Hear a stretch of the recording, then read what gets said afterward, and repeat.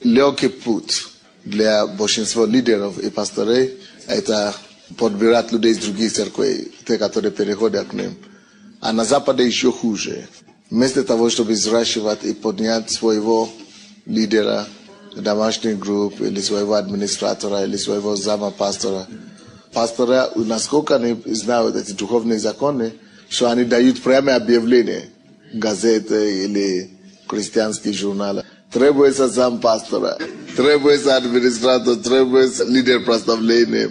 Может быть, с каким-то духом придет, кто его знает. Они же их не воспитали. Те, которые делают объявление, что они нуждаются в пасторе, значит, они сами будут контролировать церковь. Значит, ты только наемный. Получается, это уже не призвание, какое-то призвание, а это трудоустройство. Поэтому лучше, чтобы вы сами поднимали, находили лидеров и сами взращивали их. Как найти этих людей? Допустим, у вас 100 человек в церкви, или 10 человек, еще маленькая группа. Как знать, что вот это может быть помощником, или это может быть лидером прославления, или это может быть администратором, или что это может быть кем-то? Как распознать будущих лидеров? Как распознать будущих лидеров или потенциальных лидеров? Это одно из самых важных качеств лидера, самых важных качеств пастора. Умение видеть в даре в людях, умение видеть способности и умение распознавать и ставить таких людей. Самый главный принцип – это умение видеть. Видите ли вы у друг друга какие-то потенциалы? Это человек, я вижу, кем ты можешь. Это человек, я вижу, кем может быть. Это человек. Можете ли вы видеть друг друга, кто может стать? Некоторые не видят, а некоторые видят. Это умение видеть и распознать в человеке, в любом человеке, через какое-то время общения, дары, способности и таланты – это важнейший пункт и важнейшее качество. Проблема, которая есть в этом, трудность, которая есть в том, чтобы правильно распознавать людей, то, что чаще всего на поверхности характера и поступка людей больше всего заметны именно их слабости. Даже если ты видишь способность какой-то в человеке, ты начинаешь, тут же он себя выкидает что-то, или он что-то сделает, что ты начинаешь видеть его слабости. Поэтому для лидера, опытного лидера, который поднимает и хочет поднимать людей, нужно для себя принять такое решение, что я смотрю не на недостатки, а на положительные качества. Я буду смотреть не на недостатки. Потому что можно любому человеку спотыкаться. И когда вы спотыкаетесь так, или ждете, пока человек перестанет делать какие-то ошибки, или пока он станет чуть не совершенным, к этому времени уже поздно. Вы можете терять человека, вы можете терять возможность. Итак, самый главный принцип взращивания людей – это фокусировать и сосредоточить внимание на поиск жемчужины и золота в человеке. Надо исходить из того, что в каждом человеке есть хорошее что-то, хорошая черта, потому что каждый человек создан по образу и подобию Божию. Значит, характер Бога, качество Божие есть в каждом человеке, изначально. Но каждый человек становится испорченным и злыми, и негативными, потому что они живут вдали от Бога, от этого оригинального образа, по которому мы созданы. И тем дольше человек живет в разрезе или в расстоянии от Творца, тем больше он удаляется от всех благих качеств, которые у Бога есть. Тем больше он становится плохим, ужасным. Тем больше он приобретает качество мира, к сожалению. Но когда человек начинает наполнять себя Словом Божьим, правильным питанием, и начинает общаться с Богом, и позволяет Богу и Духу Святому менять его, он преображается в образ Бога. Так что каждый человек изначально создан по образу Бога. Изначально. Значит, это образ все равно там есть. Это то же самое, как если кто-то знает, как добывается золото. Нужно омывать и убирать тонны земли, тонны, много тонн земли, чтобы найти не то что килограмм, а грамм даже, песчинки золота. Надо очистить, омывать тонны земли. Надо копать, так и в человеке. В зависимости от испорченности человека, в зависимости от того, насколько он наступил, столько грязи надо отмывать. Сколько тонн. Я представляю себе, сколько тонн Богу пришло из моей вбивать, прежде чем то, что есть, появилось. Я не знаю, сколько тонн Богу пришлось или придется с вас тоже отделить, отмывать земли и грязи, прежде чем вы состоитесь и примете и вернете к образу такого лидера, по образу Бога, который Господь хочет. Поэтому вы должны это понять, братья и сестры. Никогда не думайте, что человек сразу придет, и он будет готов, и на него можно положиться. Нет, надо сначала работать над грязями, над землей, надо тонны нечистых, неправильных вещей очистить, омыть, прежде чем мы сможем иметь то качественное золото, сияющее, которое потом будет украшать и жизнь, и Бога, и вас, и церковь. То есть не спешите думать, что человек вот уже готов.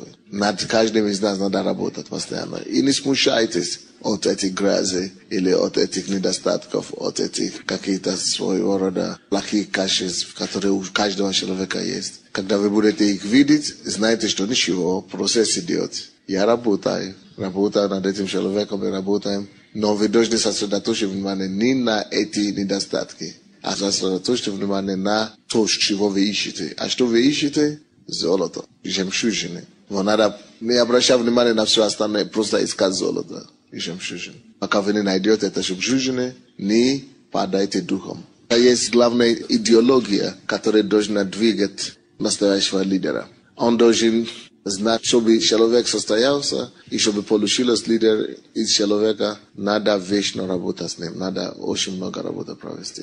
И нельзя ему разочароваться, и нельзя ему отталкивать человека сразу, только потому что он еще не такой. То есть мы должны, исходя из того, что у каждого человека есть что-то хорошее. Мое дело помочь этому человеку обнаружить то хорошее, то положительное, которое у него есть, даже если он сам это не знает, даже если он сам даже не верит в это. Представьте себе, когда вы пришли в церковь, если бы кто-то вам сразу сказал, что вы будете в библейской школе, вот так, вас учили, вы будете готовиться к служению, по-моему, вы бы не поверили сразу, потому что вы в себе знали, какой вы были, что у вас шансов не было в этой жизни. А вот со временем Бог работает над вами, и теперь вы уже скоро начнете над другими работать скоро. У вас всегда было то хорошее, то положительное, которое вы всегда сейчас обнаруживаете только в себе. Значит, я могу быть таким, значит, у меня есть такое качество. Действительно, у вас всегда было. Но в то время, когда дьявол и плоть была и руководила нами, то, конечно, было не видно. И дьявол и грязь это все заблокировали и покрывали. А теперь Бог выявляет эти все качества положительные. Вот так вы должны тоже относиться к людям, которые Бог приведет к вам. Каждый из них может состояться. Каждый из них может стать лидером. Только вы должны помочь им понять, какие специфики, какие склонности дарования у них есть. Кто-то склонен больше к проставлению, кто-то склонен больше к менеджменту, администрации, кто-то склонен к социальной работе. И вы тогда помогаете им и даете им подсказку, что я вижу в тебе, что ты можешь такое делать, ты можешь такое делать, ты можешь такое делать. Он может согласиться с вами, он может не согласиться, но самое главное, чтобы он нашел себя. Это принцип Давида. Откроем книгу Царств. Вторая книга Царств, 23 глава, 8 по 13 стихи. Вот имена храбрых у Давида. Ис-Босеф Ахаметянин, главный из трех, он поднял копье свое на 800 человек и поразил их в один раз. По нем Елеазар, сын Дода, сын сына Охахи, из трех храбрых, бывших с Давидом. Тогда они порицанием вызывали филистимлян, собравшихся на войну. Израильтяне вышли против них, и он стал и поражал филистимлян до того, что рука его утомилась и прилипла к мечу. И даровал Господь в тот день великую победу. Народ последовал за ними для того только, чтобы отбирать убитых. За ним Шамма, сын Аги, гараритянин. Когда филистимляне собрались в Фирию, где было поле, засеянное чечевицей, и народ побежал от филистимлян, то он стал среди поля, и сберег его, и поразил филистимлян, и даровал тогда Господь великую победу. Трое сих главных из 30 вождей пошли и вошли во время жатвы к Давиду в пещеру Од-Далам, когда толпы филистимлян стояли в долине Рефаимов. Такие великие люди, такие храбрые. Как вы думаете, откуда можно быть взять таких людей? С неба попадали. И действительно удивительно, как все эти люди могут собраться у одного лидера в одних руках. Как можно быть столько лидеров, столько способных людей у одного человека? Какими они были?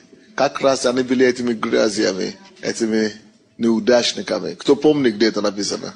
22 глава 1 Царств, 1 по 4. И вышел Давид оттуда и убежал в пещеру Адаламскую, и услышали братья его, и весь дом отца его, и пришли к нему туда. И собрались к нему все притесненные, и все должники, и все огорченные душою. И сделался он начальником над ними, и было с ним около 400 человек. Оттуда пошел Давид в массив Моавитскую, и сказал царю Моавитскому: пусть отец мой и мать моя побудут у вас, доколе я не узнаю, что сделает со мною Бог. И привел их к царю Моавитскому, и жили они у него все время, доколе Давид был в онном убежище. Очень тяжелая ситуация этого лидера Давида. Но у всех нас будут такие ситуации, друзья. Когда мы только что начинаем церковь, это очень тяжелая ситуация. День, который начинаем легко, можно и начать легко, то есть вместе с готовыми уже лидерами или готовыми людьми из других церквей, и наслаждаться сейчас. Или, наоборот, трудиться сейчас, а потом наслаждаться всю жизнь. Лидеры не рождаются, их создают. И если ты сам их создал, взращивал, они останутся тебе верными всегда. А если ты их не создал, они просто прибегали, все. Какое состояние люди приходили к Давиду.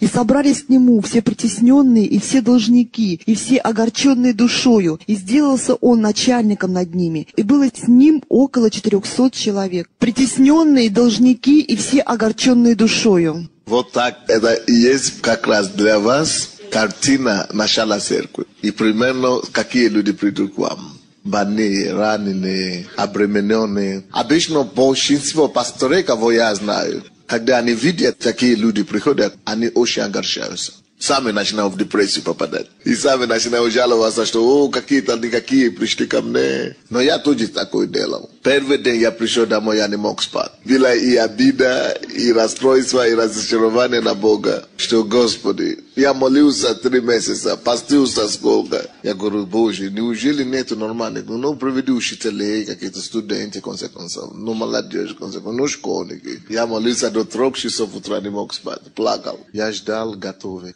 Может быть, даже не готовы верующие. Хотя бы, чтобы были нормальные из мира, чтобы выглядели. Хотя бы приличные. Раньше я тоже видел сдалека, я еще не начал церковь. Были 2 движения в основном. Слово жизни и новое поколение. Еще не начал. Я видел особенно слово жизни. Не в Киеве. Какие команды и так далее. Были такие молодые, они поднимались, они ездили, Ульф Экман, Карл Густав и другие. Я думал, ну как молодцы, подняли такие лидеры. Это во все движение. Ну, может быть, 5. Я думал, что это что-то великое. Поверьте Богу, что вы сможете, нас никто не учил этому. Хотя бы вы научены. Вы сможете делать то же самое. Если вы сможете понять, что самое главное, что вы можете делать, это взращивать лидеров, то получится. И никогда не думайте, что уже придут к вам готовыми. Они вот так придут. Обремененные, притесненные, долгами и так далее. Вы должны эти бремя, долги, притеснения, это все эти грязи, которые я говорю. Это все эти мусоры. Вам надо смывать с них это все. Пока вы не докопаете до жемчужины, золота. Тогда они начнут сиять. Да, золото сияет. То она обращает внимание не на себе, а на то, кто его носит. Да, вы делаете их золото. Они потом будут вас прославлять. Он настолько над ними работал, что они стали вот так, как мы читали 2 книга Царств. Стали такими мощными мужьями, что такие подвиги уже делали поодиночку, что это невероятно, потому что он сделал их таким. Есть возможность. Все тайны вам даем. То раньше я всегда думал, Бог решил этого помазать, это Бог просто решил этого помазать. Ну, Бог кого-то помазал, вот такое. А потом я понял. Оказывается, это не просто Бог решает. Эти люди, которые стали помазанными и большими, очень хотели, во-первых, а потом они выяснили, узнали какие-то принципы. И жили этими принципами, позволили эти принципы сделать их. И о принципе это, кто бы не знал эти принципы, кто бы не занимался этими принципами, кто бы не исполнял, становится великим. Вот одно, что соединяет великие люди, великих людей. Это все реально. Единственное, что отличает от самых успешных людей в миру, бизнесе и в церкви, эти люди знают какие-то принципы, которыми они руководствуются, которые они придерживаются дисциплинированно, сильно. Эти принципы делают их. Слово Божье созидает человека. Не просто сам Бог говорит, что ты будешь удачный, ты не будешь удачный, ты будешь... Не. Он делится приятель. Да всем одинаковые возможности и шанс. Еще если вам повезло встретиться в жизни ключевым человеком, наставником, как нужно вот это воспользоваться и все делать. Проблема людей в том, что они все слушают, принимают и думают, что само собой будет, потому что они это знают. Не бывает в твоей жизни не то, что ты знаешь, а то, что ты практикуешь. Поэтому люди идут учиться, они получают знания и никем не становятся. Потому что они ошибочно думают, что это знание их делает успешными или великими. Но на самом деле не. Само знание ничего не делает. Ты будешь такой же, как ты был. А вот упражнять эти знания, практиковать и делать, исполнять это, вот то, что делает человека человеком. Дейл Карнеги, большой человек, один из самых успешных лидеров во всей истории. Он писал книги увещевательские, лидерские такие. Что его сделал знаменитый? Он создал сети бизнеса большие. Он мультимиллионер. И в его организации на него работали 43 миллионера. Обычно миллионеры ни на кого не работают, они ставят, потому что он сделал их миллионерами. Они работали на него будущими миллионерами. Разве это не чудно? Итак, когда эти люди приходят к вам, как обремененные должники, притесненные, никогда не сосредоточьте внимание на их проблем. Помогите им, молитесь за них, знаете, что Бог решит проблему. А внимание вы должны сосредоточить на то золото, сокровище, которое внутри. Это во-первых. Во-вторых, вам надо уметь видеть сквозь видимого. Бог говорил Самуилу об этом. Не остановись на этом, потому что я его отверг. Даже второй брат тоже не выбери, не третий брат, все брат, он говорит, нет. Потому что я смотрю не как человек смотрит. Человек смотрит внешне, а Бог смотрит внутри. Вот как ты смотришь на людей, которые приходят к тебе? Смотрите сквозь видимое и начните. Поэтому я всегда все ободряю. Я никого никогда не отталкиваю себя. Я постоянно людей. Другая проблема, что люди боятся, наверное, ко мне подходят. Они думают, что я слишком большой. Нет, на самом деле, я всех людей стараюсь поддерживать. Все это подталкивать вверх. Потому что ты не можешь сказать, кто из них оправдает надежду Бога. Потому все надо подряд поднимать. Екклесиаст 2:14, Матфея 15:13. Екклесиаст 2:14. У мудрого глаза его в голове его, а глупый ходит во тьме. Но узнал я, что одна участь постигает их всех. У мудрого глаза его в голове его, а глупый ходит во тьме. Вы должны иметь ваши глаза не здесь.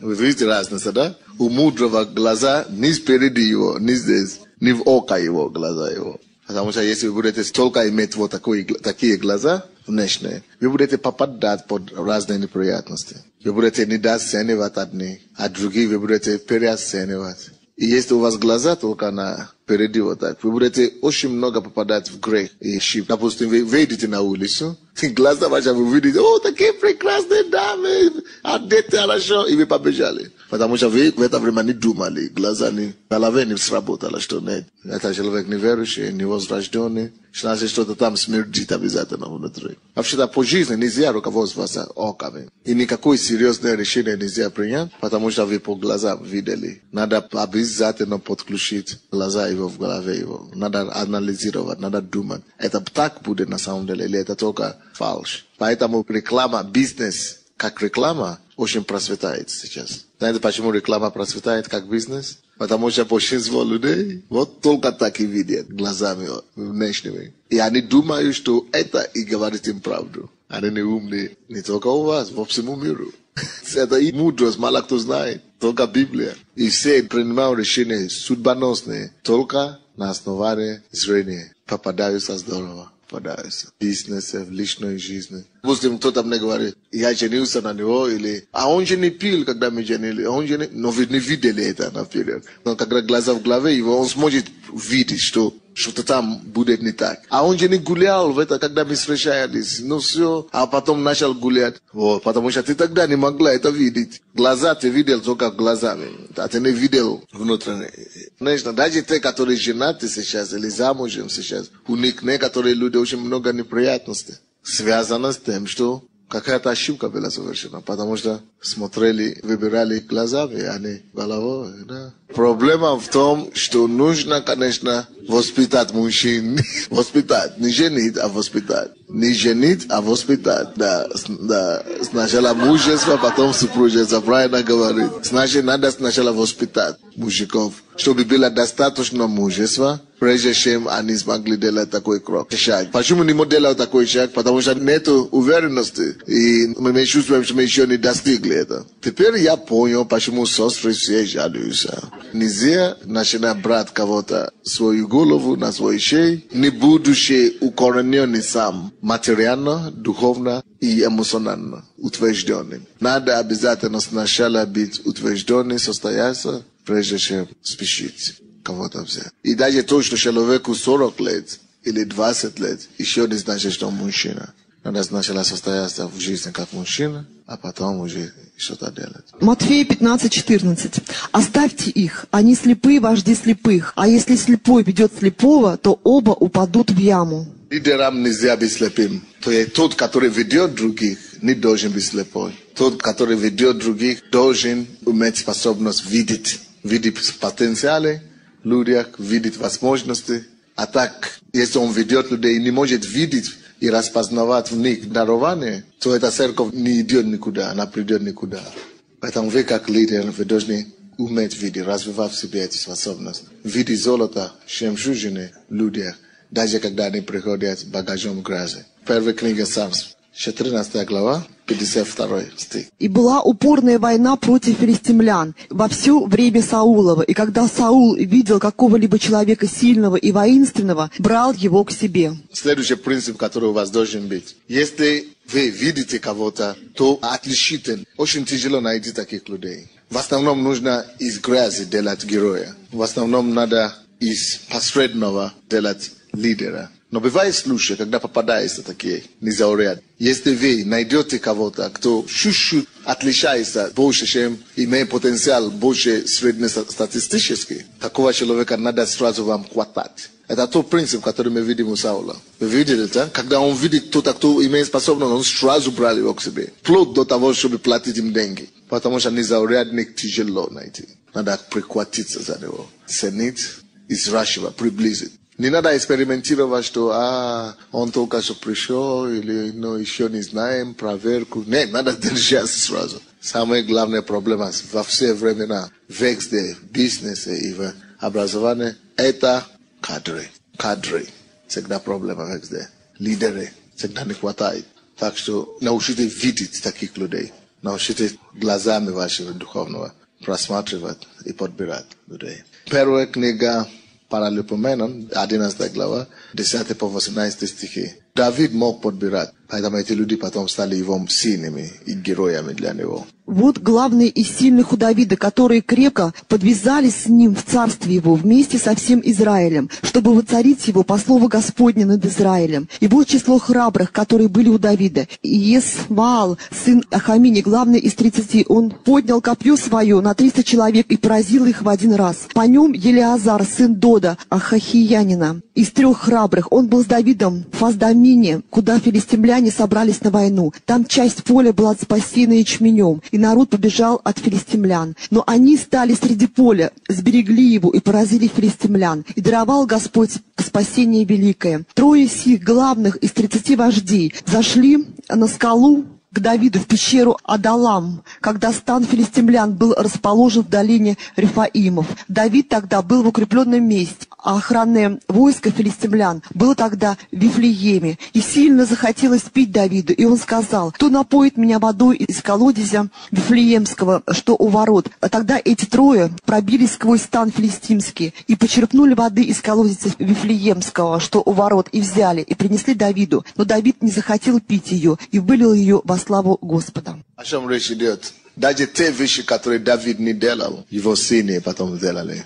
Братья и сестры, важно не настолько, сколько вы можете делать, или какая у вас способность. То, что является чертой настоящего лидера, это то, чтобы он мог понять людей под собой, взращивать людей таких, которые смогут делать те вещи, которые он сам потом не сможет, он сам не может делать. Это самые успешные люди. Способность взращивать таких людей, которые сделают такие подвиги, как вы сами не можете делать. Это то, как Давид делал. Важно не то, как я могу делать, сколько я могу делать. Способность человека оценивается, то, как может делать, и что может делать тех людей, кого он поднимает. Если я хорошо проповедую, а поднимаю людей, и никто из них не может проповедовать, значит, все, я неудача.